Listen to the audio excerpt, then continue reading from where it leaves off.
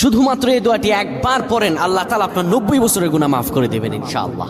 আপনার 90 বছরের গুনাহ মাফ হয়ে যাবে শুধুমাত্র এই দোয়াটি যদি একবার পড়তে পারেন। আপনার ভাগ্য খুলে যাবে, রিজিকে বরকত আসবে, মনের ন্যাক আশা পূরণ হবে, আল্লাহ আপনার সব দোয়া কবুল করে দিবেন। সুবহানাল্লাহি ওয়া বিহামদি। এত ফজিলত, এই দোয়াটা আপনারা শেয়ার করে দিবেন। এই যুবকেরা, আমল না করেও সওয়াব পাবা। তোমার একটি শেয়ারে, একটা বাটনে প্রেস করে তুমি সওয়াব পেয়ে যাবা। কারণ তুমি আমল না করো, অন্য কেউ যদি তোমার শেয়ারের বদৌলতে আমল করে, সওয়াব তুমি পেয়ে যাবা। নবীজির হাদিস। আমার ভাইয়েরা, আল্লাহর কাছে দোয়া করা, আল্লাহর কাছে দোয়া চাওয়া, এটি হলো মুমিনদের কাজ। আমার আল্লাহ বান্দাকে বলেন, বান্দারে উদউনি আস্তাজিব লাকুম, আমার কাছে চাও, আমার কাছে চাইলে আমি আল্লাহ তোমাকে দিয়ে দিব। কেউ যদি একবারে দোয়াটি পড়তে পারে, দোয়াটি হলো রব্বি ইন্নী যালামতু নাফসি ফাগফিরলি।